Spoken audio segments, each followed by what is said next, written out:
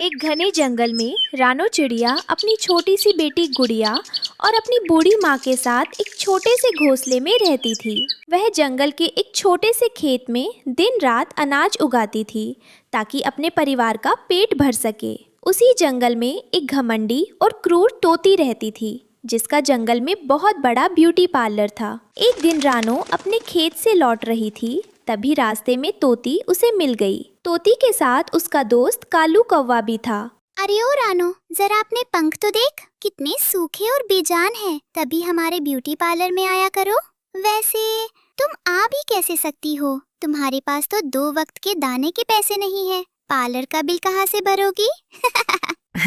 सही कहा तोती जी, ये गरीब चिड़िया और चली है पार्लर का सपना देखने। रानो, तुम बस खेत में मिट्टी खोदने के लिए ही बनी हो। तोती बहन, मैं अपनी मेहनत की खाती हूँ। मुझे सजने संवरने का कोई शौक नहीं है। मेरे लिए मेरा परिवार ही सब कुछ है। शौक तो तब होगा ना जब जेब में पैसे होंगे। चलो कालू जी, इसके मुंह लगकर अपना कीमती वक्त क्यों बर्बाद करना। रानो चुपचाप अपने घोंसले में आ गई, लेकिन असली परीक्षा तो तब हुई जब वह घर पहुंची। उसकी छोटी बेटी गुड़िया टीवी पर नेल पॉलिश का विज्ञापन देख रही थी। माँ माँ, देखो ना, ये गुलाबी और चमकीली नेल पॉलिश कितनी सुंदर है। तोती आंटी के पार्लर में भी ऐसी ही नेल पॉलिश है। मुझे भी अपने नन्हे नाखूनों पर ये नेल पॉलिश लगानी है माँ, मुझे लाकर दो ना। बेटा गुड़िया, जिद नहीं करते। हमारी स्थिति अभी ऐसी नहीं है। तुम्हारी माँ दिन रात मेहनत करती है, तब जाकर घर में दाना आता है। नहीं दादी, कालू कौवे की बेटी और बाकी सब अमीर पक्षी रोज नए नए रंग की नेल पॉलिश लगाकर स्कूल आते हैं। सब मेरा मजाक उड़ाते हैं कि मैं गरीब हूँ। माँ, क्या तुम मुझे एक छोटी सी नेल पॉलिश भी नहीं दे सकती? मेरी बच्ची, माँ को माफ़ कर दे। मेरे पास इतने पैसे नहीं हैं, पर मैं वादा करती हूँ, जैसे ही फसल बिकेगी मैं तुम्हारे लिए सबसे सुंदर नेल पॉलिश लाऊंगी। अपनी बेटी की आंखों में आंसू देखकर रानो का दिल टूट गया। वह दौड़ती हुई जंगल के कोने में बहने वाली नदी के किनारे चली गई और एक पत्थर पर बैठकर फूट फूट कर रोने लगी। हे भगवान, मैं कितनी अभागी माँ हूँ। अपनी बच्ची की एक छोटी सी ख्वाहिश पूरी नहीं कर सकती। उस घमंडी तोती और कालू कौवे ने सबके सामने मुझे कितना नीचा दिखाया। मैं क्या करूं? तभी अचानक नदी के पानी में से तेज रोशनी निकली और एक बूढ़े दयालु जादूगर वहां प्रकट हुए। उनके हाथ में एक जादुई छड़ी थी। रो मत भोली चिड़िया, रो मत। तुम्हारी आंसुओं की गूंज मेरे दिल तक पहुंची है। मुझे बताओ, तुम्हें क्या परेशानी है? आप कौन है बाबा? और मैं बहुत गरीब हूँ। मेरी बेटी एक छोटी सी नेल पॉलिश के लिए रो रही है, पर मेरे पास उसे खरीदने के पैसे नहीं हैं। सब मेरा मजाक उड़ाते हैं। रानो, तुम एक बहुत ही ईमानदार और मेहनती चिड़िया हो। जो दूसरों का मजाक उड़ाते हैं, उनका घमंड एक दिन जरूर टूटता है। ये लो। जादूगर ने अपने थैले से एक चमकीली सतरंगी शीशी निकाली। बाबा, ये क्या है? ये एक जादुई नेल पॉलिश है। इसे बाजार में बेचना मत। इसे ले जाओ और अपने खेत की मिट्टी में बो दो। रोज इसमें थोड़ा सा पानी देना। कल सुबह तुम्हें चमत्कार दिखेगा। सच बाबा, आपका बहुत बहुत धन्यवाद। मैं ऐसा ही करूंगी। रानो तुरंत उड़कर अपने खेत में गई। उसने जमीन में एक छोटा सा गड्ढा किया और उस जादुई नेल पॉलिश को वहां बो दिया और प्यार से पानी दिया। अगली सुबह रानो, उसकी माँ और गुड़िया खेत पर पहुँचे। वाह माँ, ये क्या है? ये तो चमत्कार है। पूरे खेत में अनाज की जगह छोटे छोटे जादुई पौधे उगे थे, जिन पर रंग बिरंगी चमकदार नेल पॉलिश की शीशियाँ फलों की तरह लटकी हुई थीं। कोई लाल थी, कोई नीली, तो कोई सोने जैसी चमक रही थी। उन पौधों से एक प्यारी सी खुशबू आ रही थी। भगवान का लाख लाख शुक्र है, हमारी गरीबी के दिन अब खत्म हो गए। हाँ माँ, देखो गुड़िया, तुम्हें कौन से रंग की चाहिए? जितनी मर्जी उतनी ले लो। माँ, मैं ये गुलाबी वाली लगाऊंगी।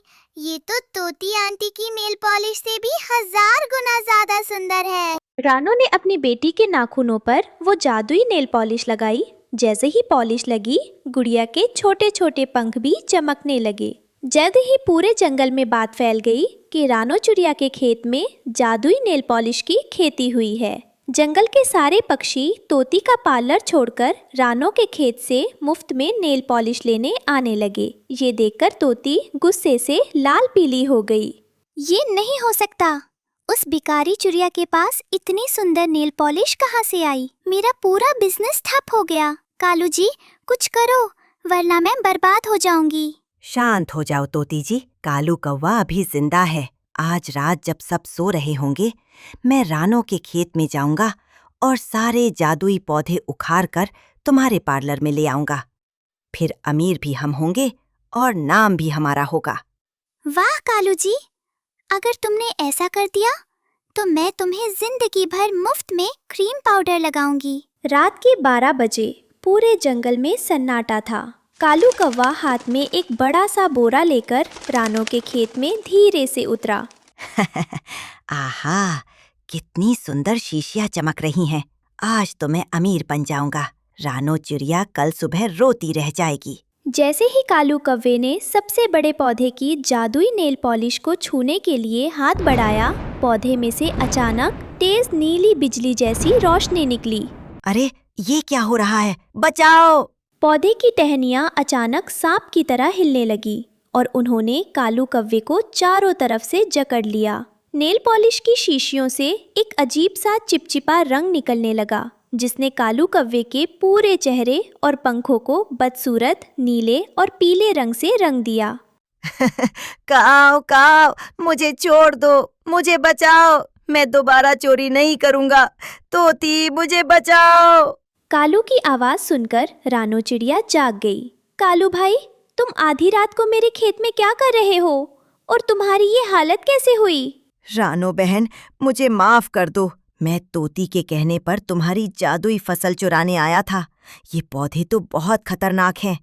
मुझे बचाओ वरना मैं मर जाऊंगा। चोर कौवा, चोरी की सजा तो मिलनी ही चाहिए थी। कोई बात नहीं गुड़िया, पौधों, कृपया इसे छोड़ दो। इसे अपनी गलती का एहसास हो गया है। रानो के कहते ही जादुई पौधों ने कालू कौवे को छोड़ दिया। कालू कौवा अपनी जान बचाकर वहां से दुम दबाकर भागा। अगले दिन कालू कौवा और तोती पूरे जंगल के सामने रानो चिड़िया के खेत पर आए। कालू कौवे का रंग बिरंगा चेहरा देखकर सब हंस रहे थे। रानो बहन, मुझे माफ कर दो। मैंने हमेशा तुम्हारी गरीबी का मजाक उड़ाया, लेकिन आज मुझे समझ आ गया कि इंसान पैसों से नहीं, अपने अच्छे दिल से अमीर होता है। तुम्हारी जादुई फसल ने मुझे मेरी औकात दिखा दी। हाँ रानो बहन, मुझे भी माफ कर दो। अब मैं कभी किसी गरीब का मजाक नहीं उड़ाऊंगा और ना ही चोरी करूंगा। तोती बहन, कालू भाई, सुबह का भूला अगर शाम को घर लौट आए तो उसे भूला नहीं कहते। मुझे आपसे कोई शिकायत नहीं है। अगर आप चाहें तो हम सब मिलकर इस जादुई नेल पॉलिश को पूरे जंगल के पक्षियों में बांट सकते हैं। उस दिन के बाद से रानो चिड़िया ने कभी किसी से उस नेल पॉलिश के पैसे नहीं लिए।